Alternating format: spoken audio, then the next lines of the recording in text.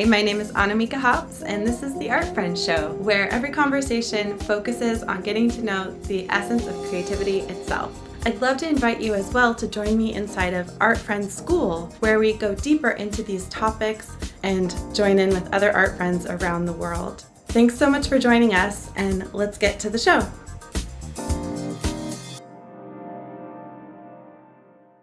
Welcome to the Art Friends Show. Here's an artist you're gonna love to know. Hi, my name is Annamieka, and I'm an artist in Portland, Oregon, going live 100 days in a row to create the Art Friends Show. The intention is to get to know our own creativity and each other, and my concept of Art Friend is really the inner confidence, inspiration that we all embody when we're making our art. So our guest today is so cool. I'm so excited to talk to her. Without further ado, let's have her join. There she is. Hi, Anna. Hi. So this is Anna VonRosenstiel. She is an artist and business owner in Portland, Oregon, who has a shop called Carter and Rose, which she started in 2015. I believe we met at Crafty Wonderland or at one of those spring shows in 2015.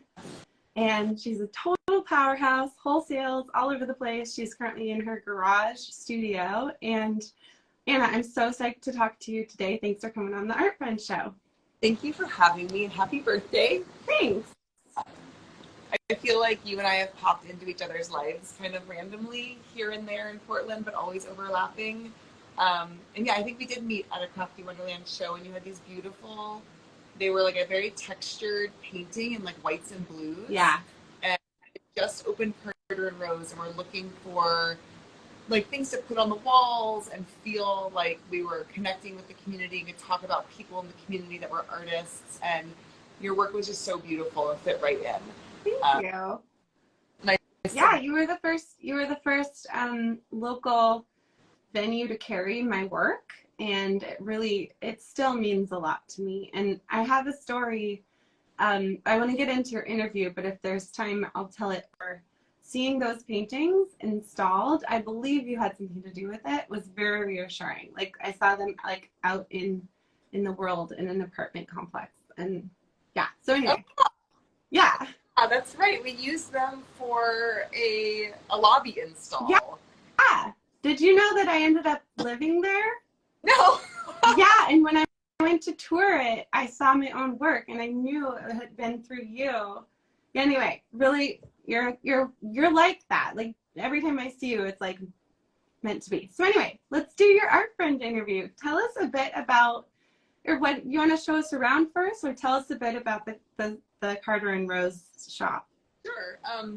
I would say the way I best can describe Carter and Rose is that we are like scrappy, dirty, beautiful.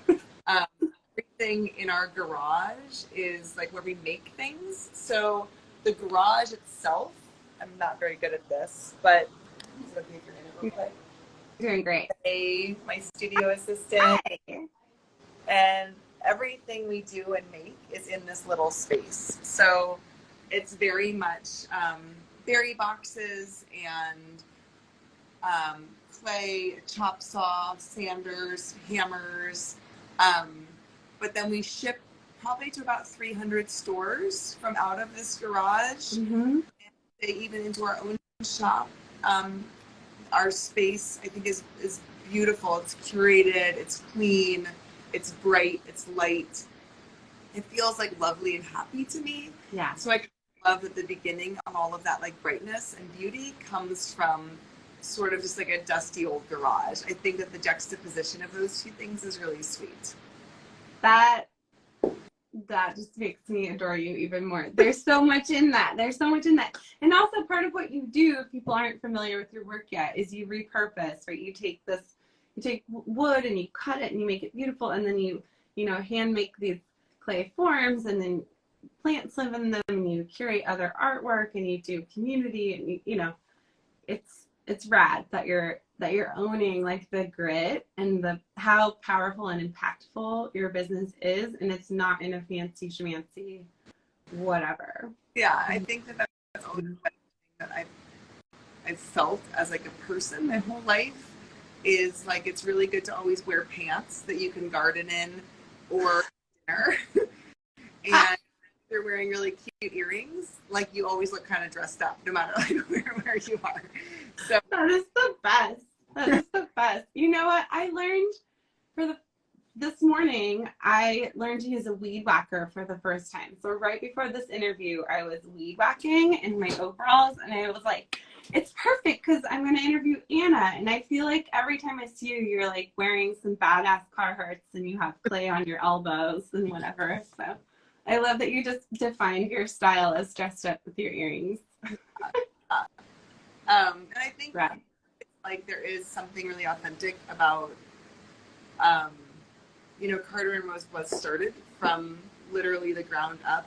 A good friend of mine and I had always talked about starting a store where we could make as many things as possible and then infill with other artists. And so when we started Carter and Rose, we got all of the fixtures and all of the, like most of the items that we were selling were either things that we made that we were doing on consignment, and then all of the fixtures we found on the like the corners of Portland, which you know can be like a treasure chest of things.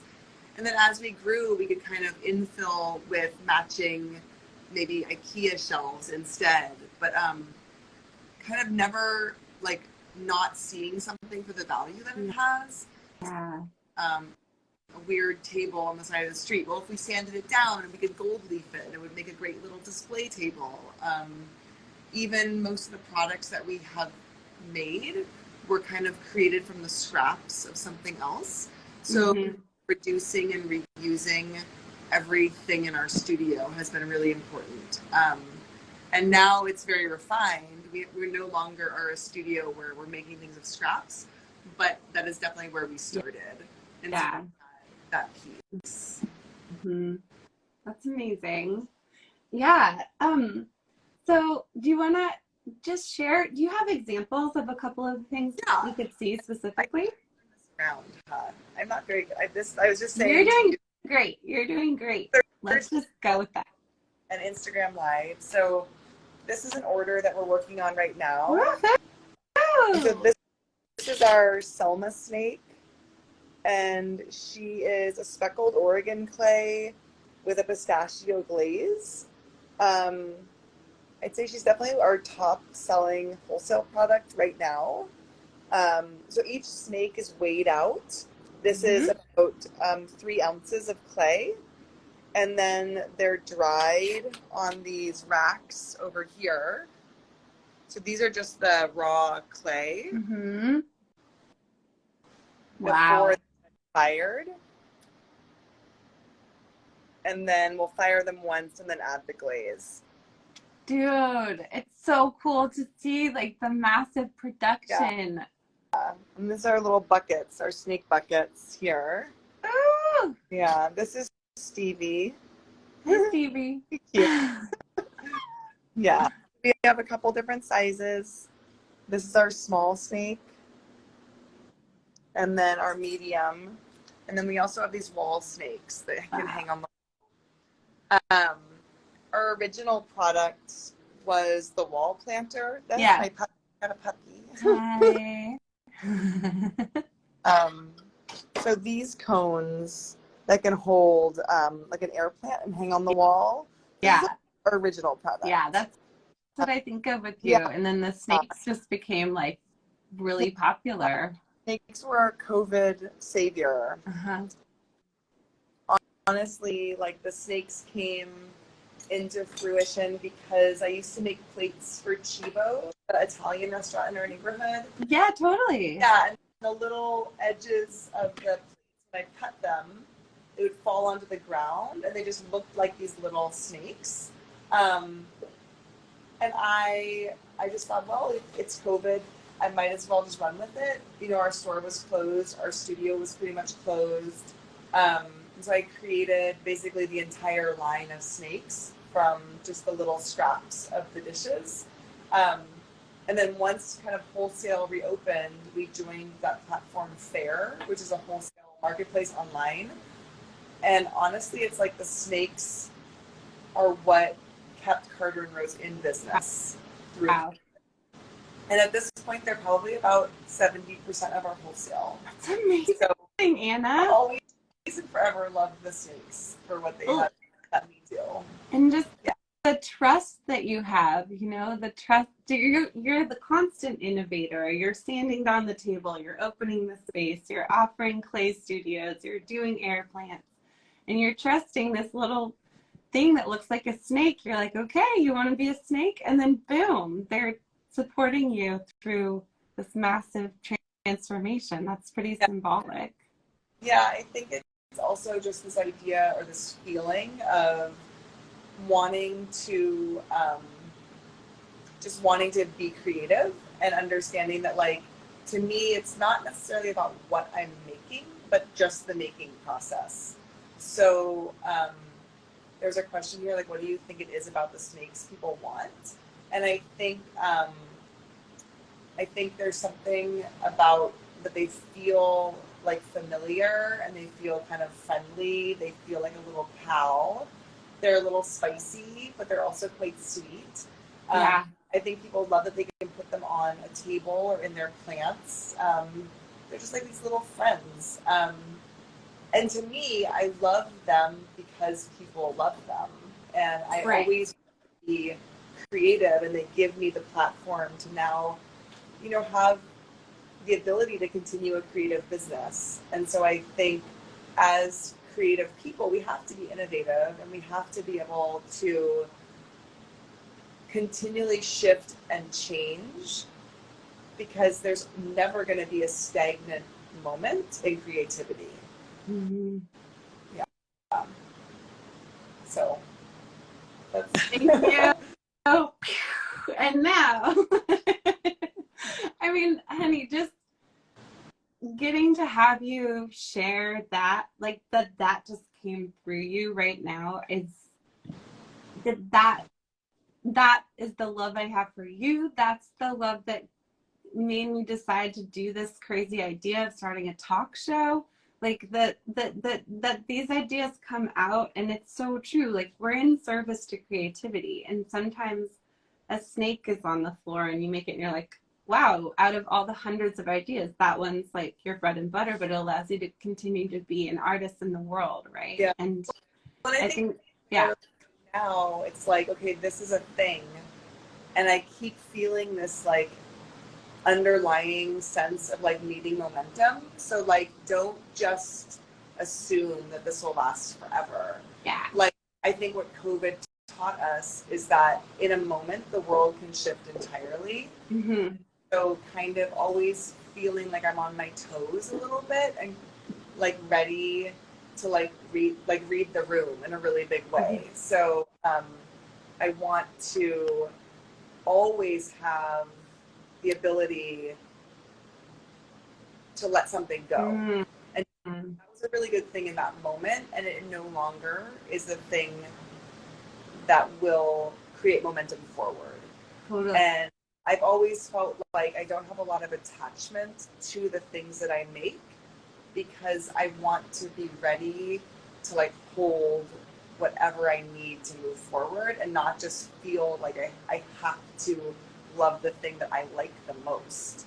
Like, I have to like really be ready to open my arms to things that might make me slightly uncomfortable or might feel a little difficult, if that's what can sustain my creative business. Yes. Yeah. You were saying, and you know, we're going to wrap up within about 5 minutes.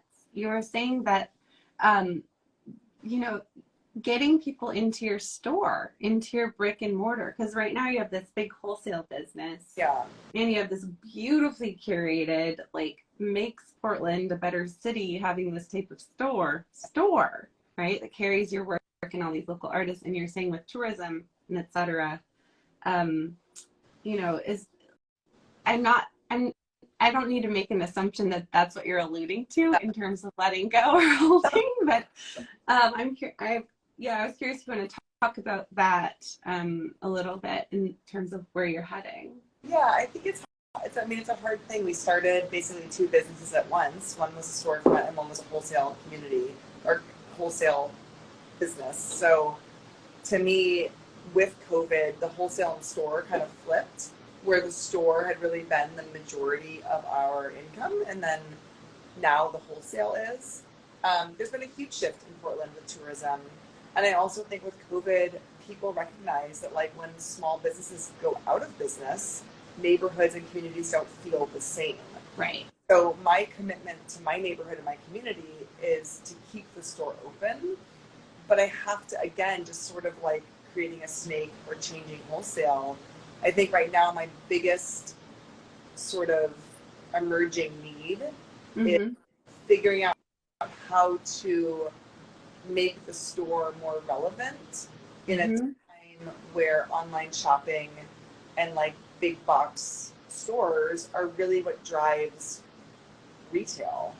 And so I'm looking at the summer, and I'm actually going to have, and then one of my team members is going to work 1 day a week just at like, how do you develop a plan to make a storefront relevant in 2023 when really they aren't. And everyone's shopping online, kind of. So much. Yeah. So fascinating, and like that it feels like kind of a to like just say that out loud, but also I believe in your scrappy resilience and your masterful like management. Yeah. So I'm excited to see what you come up with. I do. I also have no idea like what that means or where that's going. But I think that's the really exciting piece, because I think I've always felt like just throw everything at the wall, feel no attachment to whatever each piece is, and whichever ones stick, grab them and go, and the other ones just sweep up and put aside. And so I really feel ready to do that with the store in the same way I feel like I did that with wholesale. Excited. Do you know, I saw one of your snakes there, so I know they know you. Do you know Mackenzie and Allison Osborne, who founded Makerspace here in Selwood? I don't know them, but I know them. Like, just yeah. I'm like, one of my favorite things is connecting people, and so they created Makerspace much more recently, but it's reminding me the whole time of Carter and Rose, and all our kids are in preschool together. They're my peers, and I've been thinking about you and wanting to connect you. Yeah. Because they're offering their own. They both Mackenzie does letterpress and Allie does ceramics, and then have like a lot of other artists' work, including yours, and then they also offer like workshops. So it feels like a vibe that you've been around the block on. I do. I feel like that was a vibe that is no more. For you, yeah. I think the really clear thing to me when COVID happened was we did have to close all of our classes, and it was really, really hard. And I loved offering the clay during COVID, but then when wholesale picked up, I realized that I just do not have the mental capacity to continue doing that in the same way.